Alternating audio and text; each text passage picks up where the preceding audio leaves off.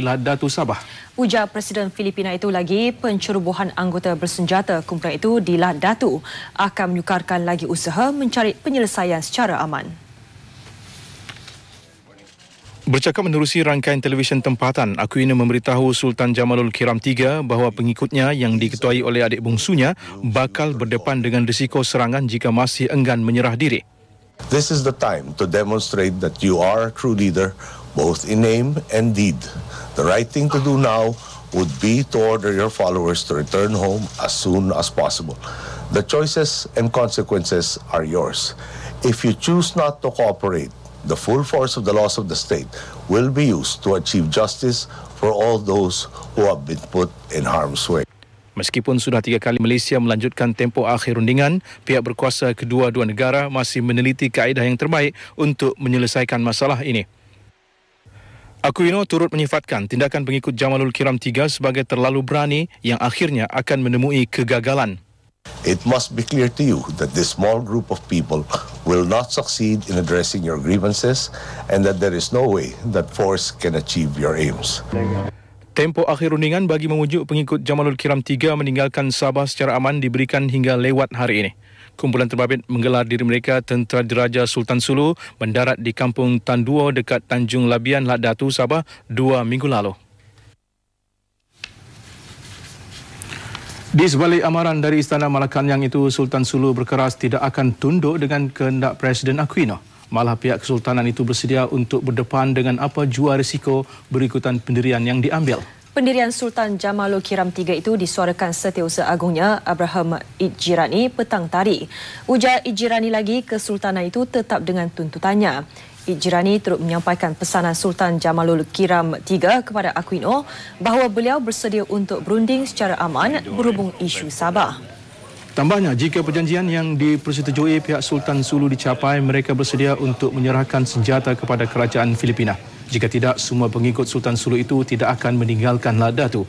Pada masa sama, Ijirani berkata situasi di Datu setakat ini masih kekal aman dan tiada seorang pun pengikut Jamalul Kiram III meninggalkan perkampungan tersebut.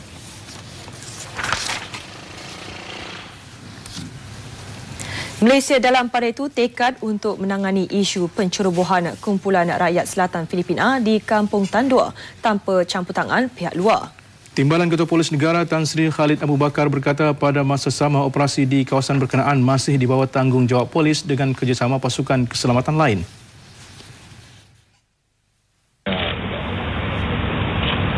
Ini urusan dalam negara kita.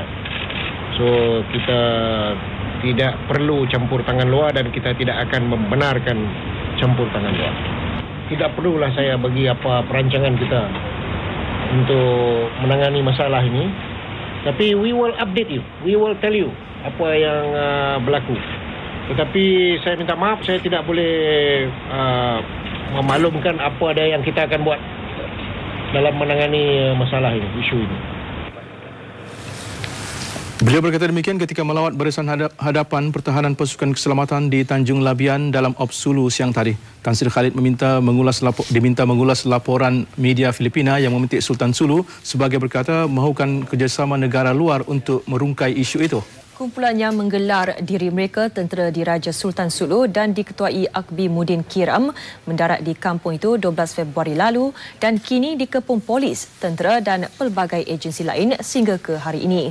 Menurut Tan Sri Khalid lagi, insiden pencerobohan ini masih dalam tanggungjawab polis, bukannya diambil alih Majlis Keselamatan Negara dan Angkatan Tentera.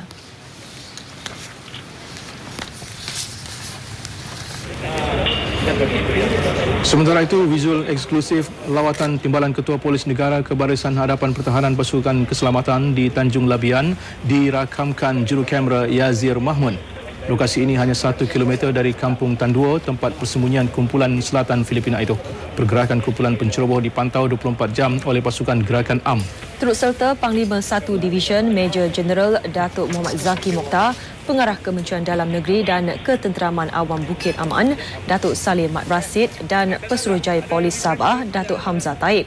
Rundingan pasukan keselamatan dengan kumpulan penceroboh kini di fasa terakhir untuk dimuktamadkan.